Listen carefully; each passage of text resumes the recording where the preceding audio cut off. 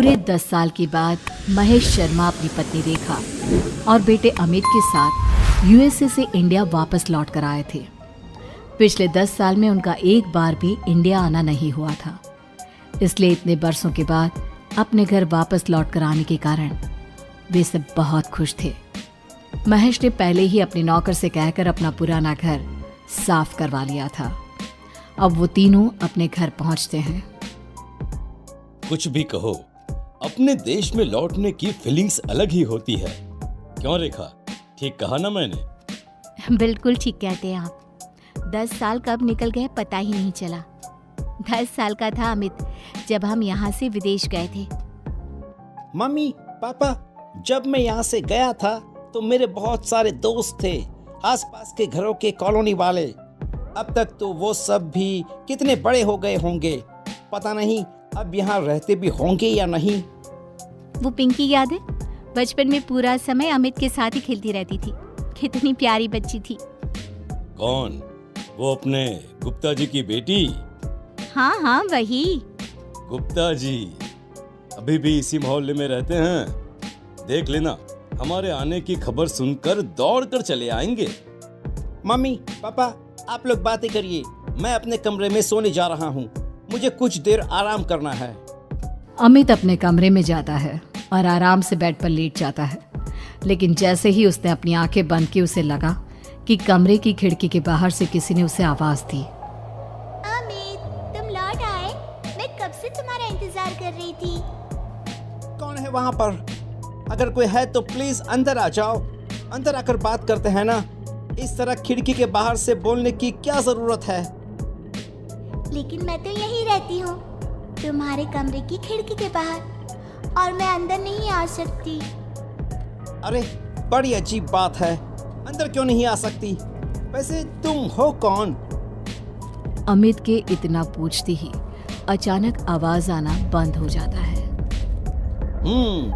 लगता है कि कोई मजाक करने की कोशिश कर रहा है। बाद में देखता हूँ।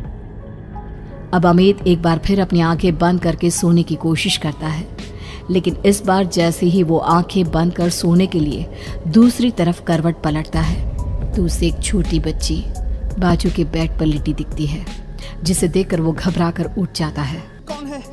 कौन है? कोई है? क्या हो गया है मुझे? अचानक से छोटी बच्ची क्यों नजर आ रही थी मुझे? लगता है ज्यादा ही थक गया हूं मैं। थोड़ी देर के बाद अमित गहरी नींद में सो जाता है। अगली सुबह जब अमित सोकर उठता है और अपने कमरे से बाहर आता है तो अमित को देखकर महेश और रेखा के होश उड़ जाते हैं। ये क्या बचपना है अमित? ये तुमने अपना हुलिया कैसा बनाया हुआ है? पागल हो गए हो क्या? आज से पहले तो बेटा तुमने कभी ऐसी कोई हरकत नहीं की। अमित, तुम कोई दूध पीते बच्चे नहीं हो, 20 साल के जवान लड़के हो, और ये किस तरह का मजाक है? मम्मी पापा, अब गुस्सा क्यों हो रहे हो? मैंने क्या किया है? अभी अभी तो नींद से उठकर आपके सामने आया हूँ और आप भी मेरे ऊपर गुस्सा कर रहे हो। क्या हुआ? रेखा अपनी जगह से उठती है और एक छोटा सा आईना लाकर अमित की आंखों के सामने लगाती है। ये देखो, तुमने अपने सर पर रंग बिरंगी रबड़ लगाकर 2 चुटियां बनाई हुई हैं और हेयर बैंड लगाया हुआ है और आंखों में काजल। पागल हो गए हो क्या? तुम्हारी तबीयत तो ठीक है ना? अमित ने घबराकर अपने बालों से वो रबर बैंड निकाल दिया, हेयर बैंड भी फेंक दिया। मम्मी पापा, मैं सच कह रहा हूँ, मुझे इसके बारे में कुछ भी नहीं पता। यह सब किसने किया है? आप बताइए। क्या मेरा बचपन का कोई दोस्त आया था जिसने नींद में मेरे साथ ये सब किया हो? ऐसा कुछ नहीं हुआ अमित, अभी तो सुबह हुई है। कोई नहीं आया था बेटा, हम सच कह रहे हैं। किसी ने तुम्हारे साथ मजाक नहीं किया है, लेकिन तुमने ऐसा क्यों किया, तुम बताओगे? अरे मैंने कुछ नहीं किया, मैं सच कह रहा हूँ। और अभी मैं नहाने जा रहा हूँ। पता नहीं क्या हो रहा है मेरे साथ। कुछ देर के बाद अमित अपने कमरे से तैयार होकर आता है और कॉलोनी में घूमने के लिए घर से बाहर निकलता है। थोड़ा आगे चलने पर उसकी नजर अपने घर के पड़ोस वाले घर पर पड़ती है, जहां पर अब सन्नाटा था। ये देखकर अमित ने वहां से गुजर रहे एक आदमी से पूछा, 1 मिनट भैया, सुनिए, क्या इस घर में अब कोई नहीं रहता क्या? हाँ बेटा, हम भी यहाँ पर 5 साल पहले ही आए हैं। तभी से इसे खाली ही देखा है। सुना है कि यहाँ रहने वाले लोग अचानक ही एक दिन घर छोड़कर चले गए। उनके बारे में इस कॉलोनी के लोगों को जरा अजीब अजीब बातें करते हुए देखा है। अजीब अजीब बातें मतलब क्या?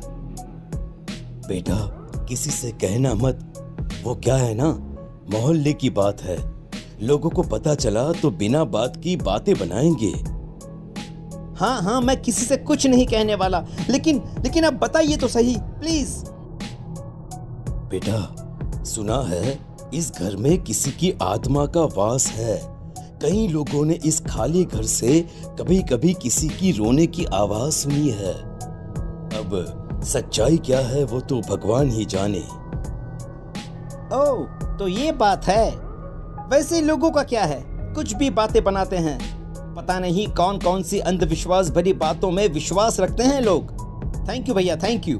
बताने के लिए आपका बहुत बहुत शुक्रिया। पूरा दिन शहर में घूमने के बाद अमित जब शाम को अपने घर पहुंचा तो खाना खाने के बाद सीधा अपने कमरे में चला गया। थोड़ी देर के बाद रेखा और महेश ने अमित को बाहर बुलाया, लेकिन अमित इस बार जैसे ही अपने कमरे से बाहर निकला तो रेखा के पैरों तले जमीन खिसक गई। उसने चिल्लाकर अपने बेटे अमित से पूछा, ये क्या बेहुदा मजाक है अमित? तुमने अपना हुलिया इस तरह से क्यों बिगाड़ा हुआ है? और ये गुलाबी फ्रॉक पहनने का क्या मतलब है? लगता है हमारे बेटे को कोई दिमागी परेशानी हो गई है। किसी ने इसके ऊपर कुछ कर दिया है रेखा। हमें इसे डॉक्टर के पास ले जाना चाहिए। अरे लेकिन अभी अभी बाजार से आया तब तो बिल्कुल ठीक था, और इतनी सी देर में मेरे बच्चे को क्या हो गया? अमित एक छोटे बच्चे की तरह ताली बजा बजा कर हंसने लगता है और छोटे बच्चे की तरह ही बात करता है। मम्मा मुझे फ्रॉक पहनना बहुत अच्छा लगता है। आप मेरी 2 चोटी बना लो ना, और इसमें ना पिंक वाली रबड़ लगाना। बस करो अमित, बस। तुम क्या कर रहे हो? इस तरह का मजाक मत करो अपने मम्मी पापा के साथ। अरे अंकल, मैंने कहा मजाक किया, और वैसे भी मेरा नाम अमित नहीं, मेरा नाम तो चिंकी है, चिंकी। चिंकी का नाम सुनते ही रेखा और महेश पूरी तरह से घबरा गए। उन्हें विश्वास नहीं हो रहा था कि उनका बेटा चिंकी का नाम लेकर उसकी तरह क्यों बिहेव कर रहा है, क्योंकि चिंकी की मौत हुए तो 10 साल से भी ज्यादा समय बीत चुका है। रेखा और महेश ने किसी तरह अमित को सुला दिया, लेकिन रात को अचानक अमित के कमरे से किसी की डरावनी आवाज आने लगी। लौट आई हूँ मैं, लौट आई हूँ, और अब यहीं रहूंगी तुम्हारे घर में, क्योंकि यहीं पर मेरी जिंदगी खत्म हो गई थी। तुम तो इतने जवान हो गए, लेकिन मैं तो छोटी सी रह गई ना। मैं चिंकी हूँ, मुझे फ्रॉक पहनना बहुत पसंद है। महेश और रेखा ने घबराकर अमित के कमरे का दरवाजा खोला तो वो दोनों हक्के बक्के रह गए। वहां एक 3 साल की बच्ची का साया पूरे कमरे में घूम रहा था। उसकी आवाज बिल्कुल अमित के जैसी थी और अमित की आवाज एक छोटी सी बच्ची के जैसी। मम्मी पापा, देखो चिंकी वापस लौट आई है। वो मेरी वजह से चली गई थी और अब वह वापस लौट आई है। देखो ना मम्मा, चिंकी को आइसक्रीम खाना बहुत पसंद है, उसको आइसक्रीम खानी है। आइसक्रीम लेकर आओ ना उसके लिए। अब तुम हमेशा मेरे साथ ही रहना, तुम बहुत अच्छी हो। मुझे तुम्हें उस दिन उस खिड़की से धक्का नहीं देना चाहिए था। ये मैं क्या सुन रहा हूँ? आज से 10 साल पहले हमारे बेटे ने छोटी सी बच्ची चिंकी को धक्का दे दिया था। मुझे भी यही लग रहा है महेश, और शायद इसी वजह से उस बच्ची की आत्मा आज भी यहीं रहती है।